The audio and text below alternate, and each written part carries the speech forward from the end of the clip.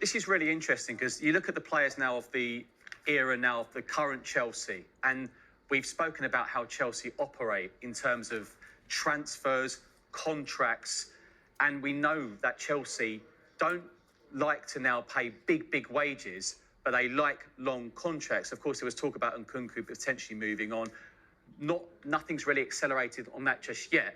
But what does interest me, if he was to leave, if these players are now on long contracts, what will Chelsea have to pay out? We saw Cole Palmer on a really long contract. I mean, he's probably been one of Chelsea's best signings in years, not on the highest of wage, but on a long contract. Yeah. So it'd be interesting how it pans out with players Enzo Maresca's not massively keen on when they've got long contracts. But I must say, I must give credit to Enzo Maresca, because he said to us throughout the summer, last summer, we always kept talking to him, didn't we, at press conferences, you got 35 players, you got 35. Yeah. And he always said, not me, I want to work with 23, 24. And then, to be fair to him, he stuck to that. But Nkunku's done ever so well in Europe, so we'll wait and see on this one. Yeah, 6 years he signed for, got 4.5 years left. He'll want to be shown his money. All right, we're going to take a break. Palace, well, what's their stance on Chelsea's approach if it happens?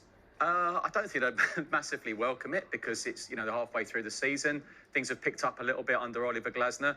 But look, when he joined Crystal Palace from Chelsea, my understanding was that Chelsea had the opportunity to match any offer that Crystal Palace received. Now, throughout the summer, we told you, was it 3, 4 bids from Newcastle United? I think the key from that was that Palace were obviously open to speak to Newcastle United.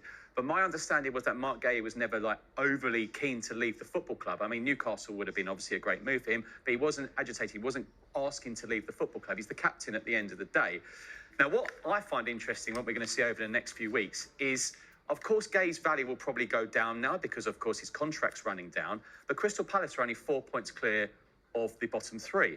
So do Crystal Palace look at it and say, look, whatever happens, he has to stay this season. He's a key player. So it's an interesting one. It'd be interesting to see how this pans out. I mean, we're just at the very start. Could Chelsea play hardball because of Trevor Chalobah?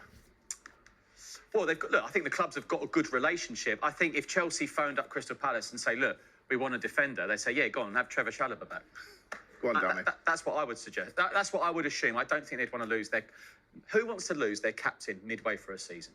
Now, I think Michael makes a good point there, particularly because of Crystal Palace's position. Now, some clubs who are looking over their shoulder with regard to relegation will look at a player like MARC GUEHI. Let's look at Crystal Palace as that example. They're going to have a better chance of staying in the Premier League if their captain and best defender, arguably, is with the squad. They already lost Joachim Andersen to Fulham over the summer. Can they afford to lose someone like MARC GUEHI? He's only got 18 months left on his contract, admittedly, and Michael said it there that the actual asking price would probably go down the further down you go in that contract. But if he helps them stay in the Premier League, how much money do you get for staying in the Premier League, and how much would that offset any loss in a transfer fee? So it'd be very, very difficult decision for Crystal Palace to actually allow him to go in the middle of a season, particularly given the position they're in. Absolutely. Now, if you turned your radio on,